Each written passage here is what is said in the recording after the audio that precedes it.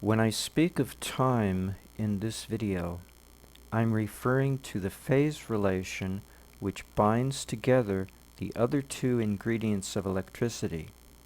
When electricity functions under Ohm's law and positive power factor, these two ingredients other than time are called the electric field and the magnetic field.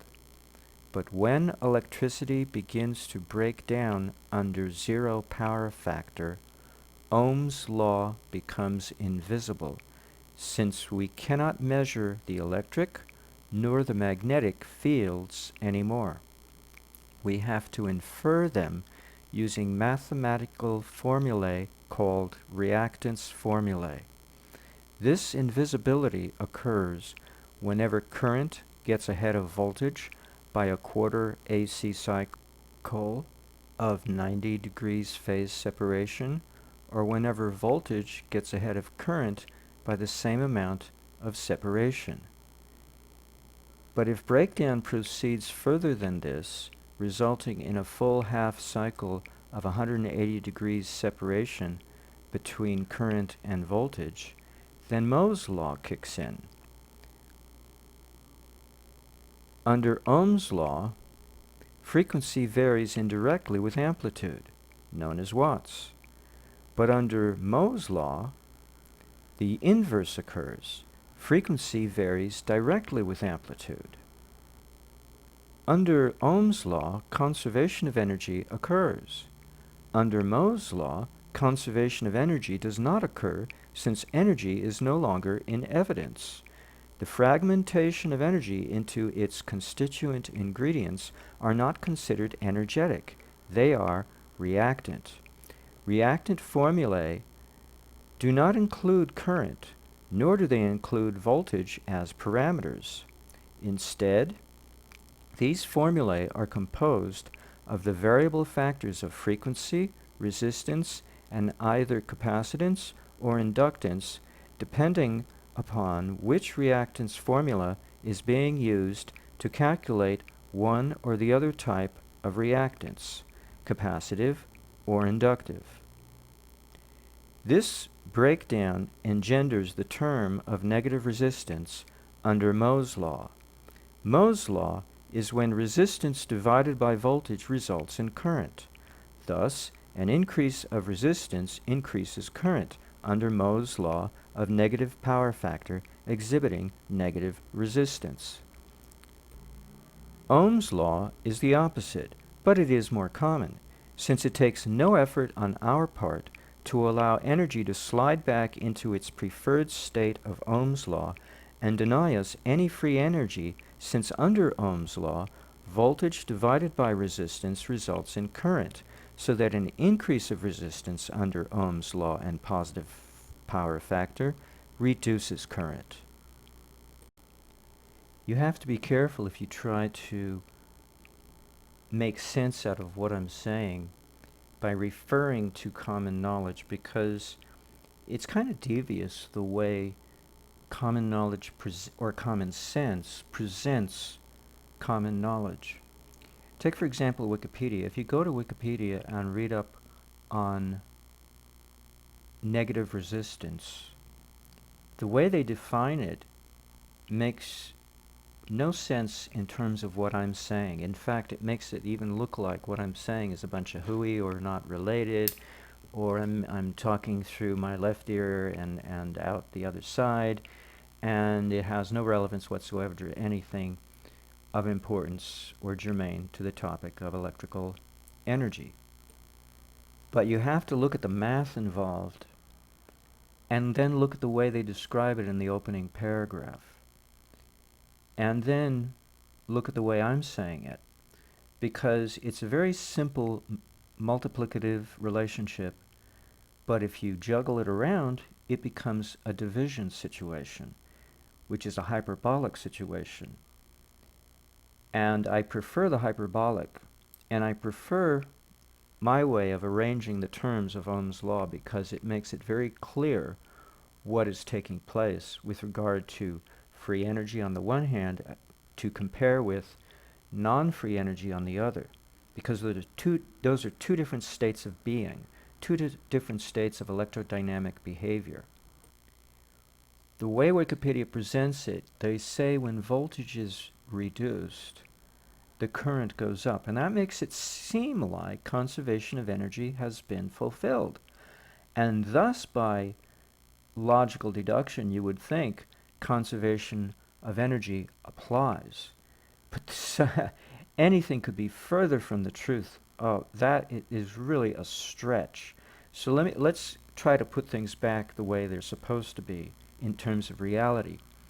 What happens when a negative resistor, such as a gas discharge tube like a neon bulb or a spark gap, engages? What happens technically, in technical terms? What happens? What happens is the voltage breaks down. Or I should say, that's what we call it. But already we've used the wrong terminology. It's the resistance that has broken down. That's the causative agent. And because of that breakdown of resistance, sure, the voltage goes down because voltage and resistance tend to vary directly with one another. When we increase voltage, the resistance goes up. When we increase resistance, the voltage goes up. They tend to go together at the same time under Ohm's law, though. This is only under Ohm's law. But let's just stick with Ohm's law because that's what most of our reality is engineered under the auspices of. So when voltage breaks down, the resistance breaks down. When resistance breaks down, the voltage breaks down. It matters which is the cause and which is the effect because it is sequential. You don't look at it one way or the other. One of them breaks down and it ain't the voltage. The resistance breaks down, the voltage drops, and the current goes up because there's no resistance to get in the way of current. That's the appropriate way of saying the process by which Ohm's law is violated, and it becomes Mohs law. Everything gets turned on its head. And it's the only way to look at it properly in order to get the whole picture and not the wrong picture. Because now, as I've said before, under Ohm's law, we literally have to fight resistance in order to get any amperage, because voltage divided by resistance gives us the current. But under Mohs law of negative resistance, the opposite is the case. We take the reciprocal, the mathematical reciprocal. In other words, the numerator and the denominator flip. In Ohm's law, we had voltage divided by resistance, but now under Mohs law, it's the opposite. We have resistance divided by voltage. Still the same variable or parameter is the result, the amperage, but totally different answer in terms of numbers. Because when you divide voltage into resistance, you can get an acceleration. You can get an increase of current under Mohs law. But under Ohm's law, we take voltage and divide by resistance, and so now we get a reduction of current if we should increase resistance. So under the normal conventional wisdom, the net result is we increase resistance, we diminish current. But under Mohs law of negative resistance, we increase resistance, we get an increase of current. Now, how does my circuit affect that? Change. Simply by inverting the phase relation of voltage by 180 degrees with respect to current. Now, it looks like the current is going in the opposite direction, and effectively it is. Although that wasn't the cause, that's the effect. And because current is no longer leaving an area of high pressure, of high voltage, and going to an area of low pressure or low voltage to equalize the two, instead, it's doing the opposite. The current is still going in the same direction. It didn't change direction, only the voltage changed. Now, the current has been forced, against its own consent, to go towards areas of high voltage because we've maintained the flipped condition of voltage out of phase in terms of the process as a verb, the action, but the accumulation of voltage, the noun, the object of accumulating voltage, still remains in the same place, and the diminishment of voltage still remains in some other place, but the process of voltage has been inverted. Its polarity of process. So now the current doesn't know any better. It's flying blind. It always flew blind anyway.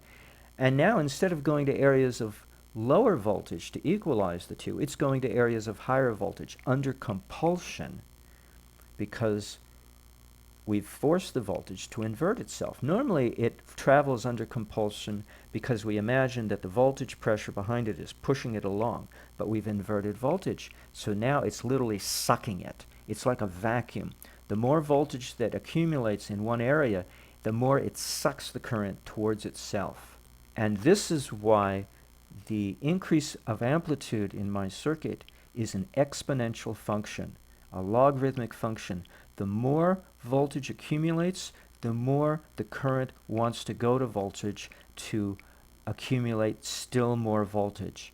And thus, if you don't regulate it somehow, the whole thing blows up in your face. I did this preface section to this video because I watched the video and I thought, well, there's something missing. And yet I've given you more information in this preface than what's in the video. The video is actually a more simple-minded approach to the situation, to describing it. And for simple-minded people, it's enough. But for those of you who are electrical engineers or physicists who are trained in this department, it won't be satisfactory. And so I kind of got ahead of myself by putting the complicated stuff in the beginning. And unfortunately, it's going to turn off a lot of simple-minded people who don't know any different. They only know what they're told by their authority figures. Unfortunately, I'm sorry to say, that's the way I feel I have to do this video. Sorry, guys, but it's sorry for a reason.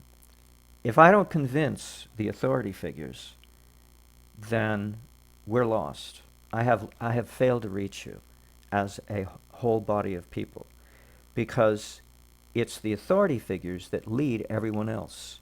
They're the ones who are the most important ones, even though the simple-minded people who don't know any better, which is most of humanity, they provide the inertia, or not the inertia, the momentum that pushes everything along. But they don't know any better, so they keep going in the same direction they've always been going, which is the direction they've been told to go.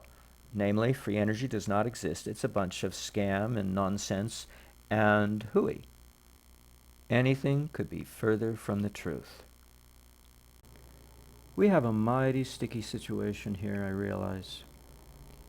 We have a presumption that we don't even focus on to see whether or not the presumption is valid.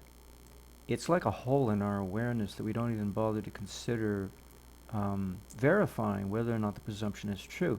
And since the presumption is just underneath our conscious awareness, we don't address it, we don't focus on it yet.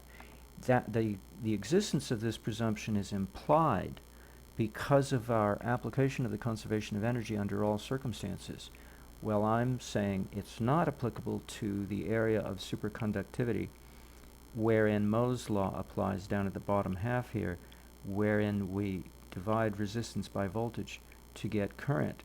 And now when we change resistance, we get a change in current that's not normal.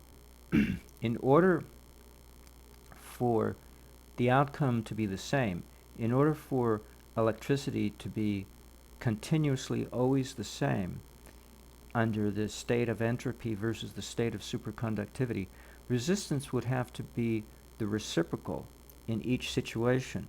For instance, if we had 2 ohms of resistance occurring in the state of entropy, we would have to have 1/2 resistance, the reciprocal of 2, 1/2, in the state of superconductivity for current to maintain the same. And that presumes that when a spark gap fires and when the resistance of the air breaks down, it has to go from something like 2 ohms and drop to 1/2 ohm exactly in order for the conservation of energy to be upheld, because if it was anything other than exactly 1/2, 1/2, conservation of energy would be violated. Or we have to accept the fact that something has happened to time in order for that violation of the conservation of energy to not be applicable. In other words, it was never violated because it doesn't apply. We don't know, do we? And what's to say that a little neon bulb has to uphold our notions of resistance, that, oh, you've got to be an exact reciprocal resistance when your resistance breaks down of whatever you were when you were not broken down, when you had normal resistance.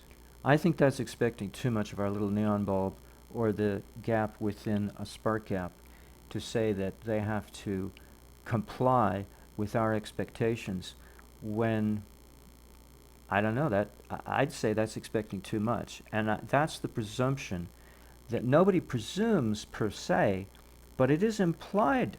The presumption is implied because we don't bother to think through our reasoning and the blind spot that we have in our vision of electrodynamics. This is very crucial because what I'm proposing here, by way of the entirety of this video presentation, is that we can't expect the voltage, or excuse me, the resistance of a spark gap to be the reciprocal when the resistance breaks down. We can't assume that. In fact, I'm assuming that it's not that at all. And in fact, the reason why I say this is because there's a third example that I haven't brought up yet. And I didn't want to because it's technical, but now I guess I have to. How does my circuit surge in the first place? It has nothing to do with spark gaps or neon bulbs. It has to do with simply reversal of voltage. And merely by the reversal of voltage and maintaining the reversal of voltage, now when a coil amasses resistance as well as voltage, instead of the current going down, it goes up. And when the current goes up in one pair of coils that tend to accumulate current, in another pair of coils that tend to accumulate voltage, their voltage goes up because of the close connection between the two pairs of coils. So I don't even use spark gaps. And so I violate our presumption, which we haven't even looked at yet to see if it's valid. But if, assuming the presumption to be valid, I violate it right away because I'm using a totally different mechanism. I simply invert voltage polarity in time with respect to the current polarity in time. So the current keeps going in the same direction, but now voltage has been swapped. It's kind of like, think of this analogy. You take your money out of the bank, cash. You go to the ATM and you take cash out of your ATM to go to spend it at the supermarket. What if those two places were to reverse themselves in the course of your transaction? In other words, you took the money out of the ATM. You thought you were taking the money out of the ATM, but now that's no longer the case. You're taking the money out of the supermarket and you're putting it into your bank account. So now every time you go to spend the money at the supermarket, they don't see the difference and the bank doesn't see the difference. Yet you see the difference. Well, they don't see the difference in the sense that they don't say, oopsie, there's a mistake going on here. No, there's no mistake. My circuit does it all the time. I didn't break the simulator. The simulator is working perfectly. In fact, we have something that does reversal of voltage polarity. It's called an op-amp when arranged in a particular manner. Op-amps do a lot of interesting things, and when you arrange it in a certain way, an op-amp can actually invert polarity of voltage with respect to current. Unfortunately, the op-amp doesn't, you don't get any gain of overall wattage of power. It costs you power to do anything with an op-amp. So I don't use an op-amp though. I use a circuit of a totally different arrangement which doesn't cost me energy more than what I get out of it. It costs me less to perform the same operation of inversion or reversal of voltage polarity. So now at a cost of a fraction of a penny by analogy, going back to our money analogy, instead of going to the ATM to take money out and then go to the supermarket to spend it, you're going to the supermarket to take money out and deposit it in your bank account. Meanwhile, you get to come home with the food that you bought at the supermarket, and you end up richer at the same time. That's exact analogy of what my circuit does. It doesn't sound realistic. Nobody would get away with it legally, but that's literally what my circuit does, yet does not violate any laws of nature in the course of doing so. Pretty awesome, huh? Now, either I'm mixed up and confused and trying to spread my confusion around to you as well and infect you with my confusion, or else I didn't say anything that violated any law. I followed all the laws of nature as we have come to understand them in our conventional wisdom. I did not invent any new laws. I did not twist around the existing ones and misinterpret them. I didn't leave any out. I actually included them. Now, it's true that I don't know one thing. There's one hole, but it's not even germane to how my circuit goes about doing things. Yet I was using it in the course of analogy, this idea of, well, what happens when resistance breaks down in a negative resistor? And how much resistance does it actually drop?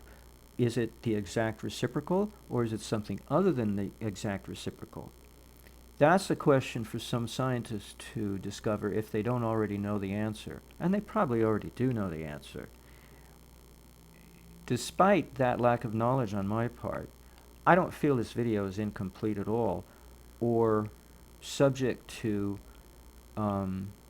doubt, because it's not even germane. It's simply an analogy to describe something in general to try to help you understand my line of reasoning in particular. But my circuit doesn't even go about doing things. It uses a spark gap for a totally different reason. It doesn't use it for the reasons of this analogy.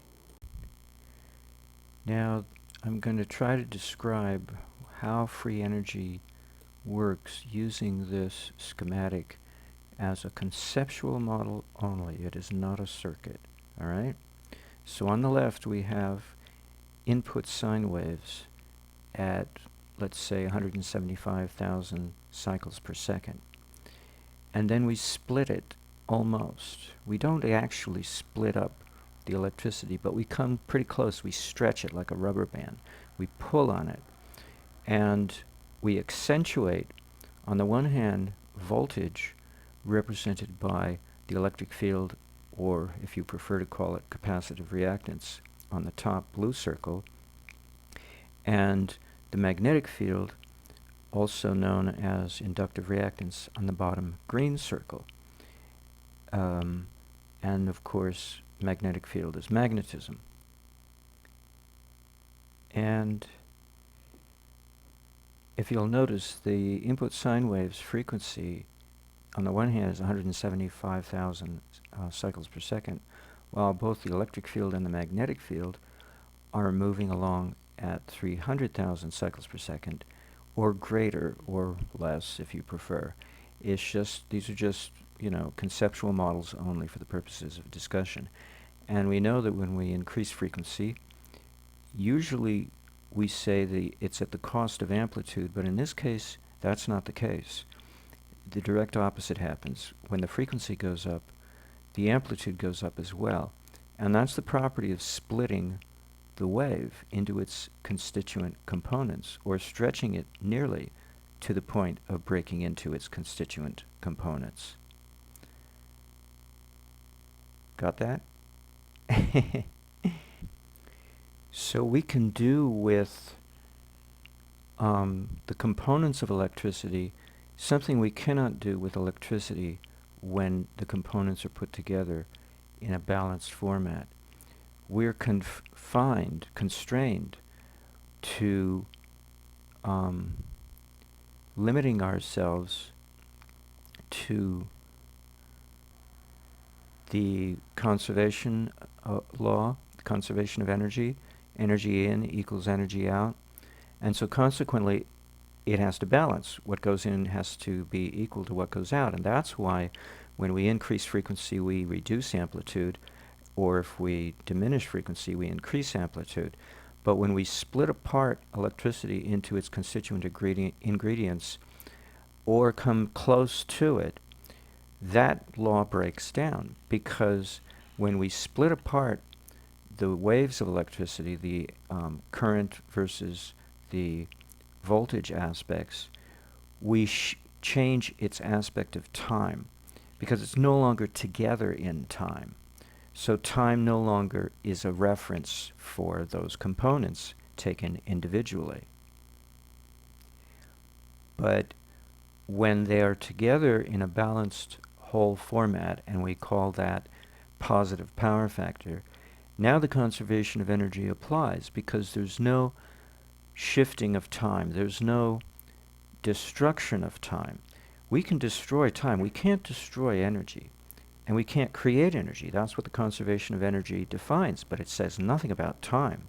We can actually destroy time if we take the point of view of the electricity, not our point of view, by splitting it, by separating the current from the voltage. We actually destroy time within the context of that electrical energy.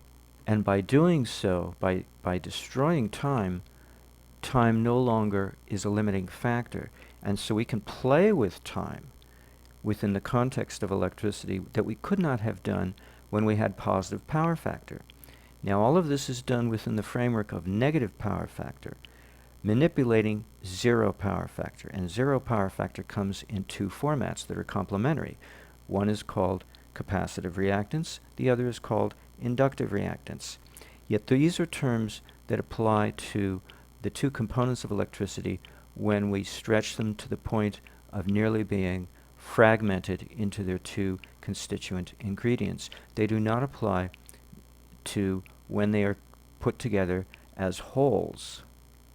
In other words, we add confusion to the situation by giving different names depending on the status of the situation.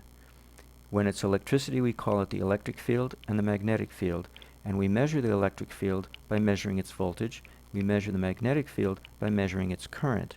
But when we split it apart, or nearly so, we no longer call the electric field that, we call it the capacitive reactance. And we no longer call it the magnetic field, we call it inductive reactance. Why? Because we can't measure them anymore. We can't measure capacitive reactance by measuring voltage, and we can't measure inductive reactance by measuring current. Those measurement tools no longer apply. And our meters will no longer function to try to measure the fragmented ingredients of electricity. They only work when we're dealing with electricity as a whole. This is Ohm's Law. We have to deal with electricity as a whole when we want to measure it. So we have to infer what is the capacitive reactance, what is the inductive reactance, by way of mathematical formula, which have been created out of necessity and also through trial and error and mathematical deduction of our observation of the situation when we start to fragment things or when we start to stretch things. So we infer the mathematical relationships of reactants, the two types of reactances, without actually seeing them, knowing them, touching them, tasting them, feeling them, measuring them. It's impossible to do so. Yet the inference has weathered the test of time. We know the mathematical relationships work, despite the fact we can't prove it directly, but we can infer them by way of indirect proof, or indirect observation if you prefer. Indirect demonstration. I prefer the word demonstration. When we can't prove something, we simply demonstrate it to be valid without actually proving it to be so. And this has served us well enough to practice electrical engineering and to practice it both in the field when we do things and also in the study when we design things ahead of time, or when we analyze what we've observed in the field and try to figure out solutions to problems. We turn to mathematics to try to understand what we cannot see, but we can infer from what we can see, so that we can get the whole picture and design a solution. This is what I do with the help of simulation. The simulator is pure mathematics. There is nothing to observe in the real world. It's all virtual reality, yet Being mathematics, I get to see the whole picture. I get to see electricity as a positive power factor put together. I get to see electricity as the two formats of zero power factor split apart and useless. And I get to see negative power factor when I integrate those two complementary zero power factors, those two complementary reactances of capacitive reactance and inductive reactance. And this is what the whole nature of this video presentation is about, what I infer from what the simulator tells me. So the simulator is my observation, my eyes on the world of electrodynamics as to what is happening in its entirety. And then I can infer from that what is happening in order to describe to you why it is I can create the seeming appearance of free energy appearing out of thin air, when in actuality such is not the case. So let's begin with that after that introduction, lengthy as it was. The third ingredient to electricity is time.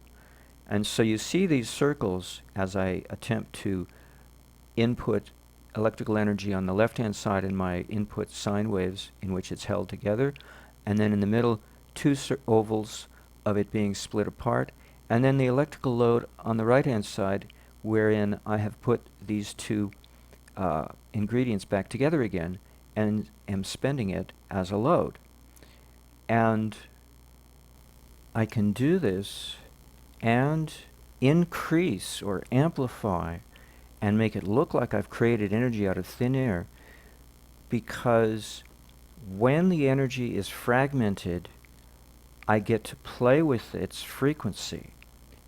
I get to increase its frequency and thus increase its amplitude at the same time, because the conservation of energy does not apply. It only applies when the two ingredients are put together under Ohm's law. But when they are not put together under Ohm's law, I get to play with them at my discretion. I can decrease the overall energy just as easily as I can increase it. I can go either way, because I'm playing with time. And by playing with time, I can play with amplitude, directly related as a consequence to playing with the frequency of these two reactances, the capacitive and the inductive. And then I can put them back together again and give myself a supply for an electrical load greater than what my input was on the left-hand side. And this is the nature of what my circuits do. Because when it comes right down to it, it doesn't matter a whole lot, although it does matter somewhat, how much amperage you have, how much voltage you have. The third and crucial ingredient, in a sense more important than the first two, is per unit time. How much current per unit time? How much voltage per unit time? If you change the unit of time for current or voltage, you change everything. Even though you kept the current and voltage numbers the same, if you change the time frame, you change everything. It's like what Aaron Murakami says. If you had a certain amount of energy of a fixed amount, and you drove a hammer with that energy on a nail, but you spread out the energy delivered to the hammer, driving that nail over a whole year, let's say, versus a microsecond, you get a hell of a difference in that microsecond. You'd slam that nail and go right through and split the wood. While if you spread it out over a year, that nail's not going to budge. It makes a whole lot of difference, the time factor involved. And yet when we split electricity into its two component ingredients, time is the easiest thing to manipulate. Far easier than trying to manipulate the capacitive reactance and inductive reactance, although we do that, but through their time, through their frequency, we manipulate them. So we manipulate their amplitude indirectly by manipulating their frequency. And the consequence to manipulating the frequency of these two reactances is their amplitude can be modified. It can be increased or decreased to our discretion. Now, how do I do that in the context of my circuit? That's video for another day. but at least it can be done, and it's engineerable. We don't study the engineering of this process or procedure that I've described. We're too busy suppressing it from happening, because it does happen in nature quite spontaneously. They're called transients. And we call it transient for two reasons. First of all, we hope it doesn't last very long. Secondly, it sometimes does last not very long because it gets damped out.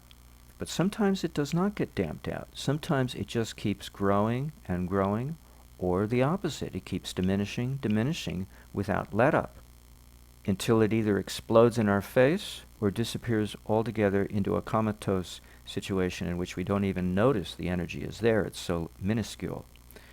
So the latter two possibilities is what I run among, mostly the explosive type. That's what I try to engineer through trial and error, since I don't know what I'm doing, and I'm sure an electrical engineer wouldn't know what to do either. And that's why they can't address the situation, and they throw at us, oh, it violates the conservation of energy law. And the U.S. Patent Office does the same thing. And if you go to any patent office, South Africa, Sangolani Maxwell Chikumbutsu had to confront the same situation. Oh, it violates the conservation of energy law. We can't give you a patent for your device. So we have a blind spot, and it's ridiculously huge. It's the negative power factor. We know all about zero power factor, and we say it's useless. And then we never bother to study negative power factor, because we have to go through the uselessness of zero power factor to get to negative power factor. But it's in the domain of negative power factor that all this magic happens. Yet we have to manipulate the uselessness of zero power factor in its two complementary formats to produce useful results in the negative power factor, in order to be able to have something worthwhile to put back together again into the positive power factor, so we can power our loads. This is the irony and the mystery and the paradox summated very simply, so that it's not a mystery anymore. So now, for the purposes of analogy, try to imagine, even though this doesn't hold, this analogy won't hold, but try to imagine it anyway. Imagine, if you will, that the input sine waves, all of these arrows of circulation that I've drawn, let's imagine the input sine waves is circulating at a certain speed. It's a gear. Think of it as a mechanical gear. And then the two middle ovals, the electric field of capacitive reactance or the magnetic field of inductive reactance, let's say they're circulating, or rotating, I should say, at a faster speed. Because we can do that, because we're not violating any law, because the conservation of energy no longer applies, because we've destroyed time. And if you look up conservation of energy article on Wikipedia, there's a sub-article in there, a subtext on Noether's theorem, Noether. And in that subtext, you will find it actually describes this so-called loophole to the law of the conservation of energy. When time shifts, the conservation of energy no longer applies. It only applies when time does not shift. But forget about Einstein and the twins, and you send one in a rocket at the speed of light around the moon, and he comes back and finds his twin brother is dead. Forget about that analogy, because it does not describe the situation. All we have to do is split apart the electric field from the magnetic field and destroy Ohm's law by creating capacitive and inductive reactance, and time no longer applies. Consequently, the conservation of energy no longer applies, and so now, when we increase frequency, it's no longer at the cost of amplitude. Instead, the opposite happens under the domain of negative power factor. I'm speaking of negative power factor. We manipulate the two zero power factors, but it's the negative power factor that I see all this magic happen.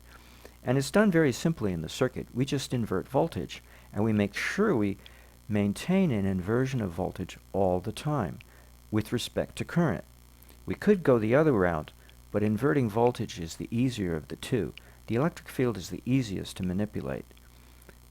So by maintaining a status in the circuit of inversion of voltage to keep it out of phase with current by 180 degrees, a whole half cycle of a sine wave cycle, of an AC cycle, Now when we pass the energy through coils, they amplify. And boy, they amplify big time, so long as we do other things that I won't get into. But it can be very easily engineerable to make coils that have a mutual inductance relationship amplify, so long as we have a capacitor at the other end of the circuit inverting voltage out of phase by 180 degrees with respect to the current. And if we maintain this situation, the energy amplifies endlessly until the whole circuit fries itself and explodes in our face. So we have to regulate it. And thus I use a spark gap. Why? Because a spark gap is an amazing item of interest. It's very much like a resistor, only better. It broadcasts its influence. It radiates it to its immediate surroundings. Unlike a resistor that only keeps its procedure within itself. The procedure of both are they put the components of electricity back together again. But the resistor confines that togetherness within itself, while the spark gap broadcasts it, that cohesion, that togetherness that it has resolved, to its neighboring components. At least it goes that far and not much further. It depends. If we've isolated it, which would be a good idea, and that's what I've done in my circuit, then the influence stays in that area and does not infect the rest of the circuit, where I'm busy trying to maintain the split and thus maintain the amplification. So I actually have two different areas in my circuit, one in which I've split everything apart and keep it that way so that it keeps amplifying, and I have a spark gap there to momentarily destroy that by putting it back together again so that it doesn't surge to infinite oblivion. It's a staccato wedge, I call it, because it surges and collapses at a certain rate of oscillation. And that rate of oscillation is far less than the 175,000 cycles per second of the input sine waves. It's something like, let's say, less than 10,000 cycles per second. Be that as it may, it works. And then I have this other section of the circuit that's isolated from the amplification area that has to do with the load. And that area of the load also has a spark gap in order to put the waves back together again, put the two reactances back together again, so we can have Ohm's Law again, we can have conservation of energy again, and thus spend the energy in an electrical load. Ain't that the coolest thing you ever did think of? Well, I didn't think of it, I just stumbled across it. And then, after years of toying with it, I can now finally explain it, because it took me the heck of a time trying to understand it, such that I could explain it as succinctly as I have just done now. It doesn't get any more complicated than this, and it doesn't get any more simpler than this, but it's pretty straightforward in terms of the logic, the block diagram approach to describing the situation without actually getting into the meat hook details of, well, how do I go about doing that? The first hurdle we have is to appreciate, understand, and accept the possibility that we can effectively have more energy out than what goes in without violating any laws. But we simply circumvent them because we've broken down the law. The law only applies under a constant time reference. And yet, we don't have to speed up time. You know, all the movies, that show we've sped up time or slowed it down. And we don't have to approach the speed of light or something funky like that. And we don't have to snap our fingers and freeze time. All we do is we split the two components of electricity with regard to their time, their phase relation with each other. That's the time shift that the conservation of energy is dependent upon, that we've just broken. Simply by shifting the phase relation between the electric field and the magnetic field. When they were together in synchronicity with each other, they had zero phase relation with each other, and that was positive power factor. And that's what the input energy is, and that's what the output energy is. But when we split them apart 90 degrees, with reference to themselves, but 180 degrees with reference to each other, now we can toy with them and increase their amplitude or diminish their amplitude at our discretion. This is the nature of free energy. I hope you appreciate this and understand it, because without your understanding, we're not going to make it happen. Without your appreciation as a consumer, it's not going to take place. As a consumer, it's your job to demand this by way of appreciating that it exists. And that's my job, is to educate you so that you can demand it. If you don't demand it, it's not going to happen. You're going to have your authority figures tell you, well, it's not possible. Well, Vinny says it is. Here's this video. Listen to this video. Even if I don't understand it, you should be able to. It's your language. It's your engineering. It's your profession. I'm not inventing any new terminology here. I'm not inventing any new concepts here. I'm just connecting the dots, and nobody bothers to do it. I'm not inventing new knowledge here. This is all conventional wisdom.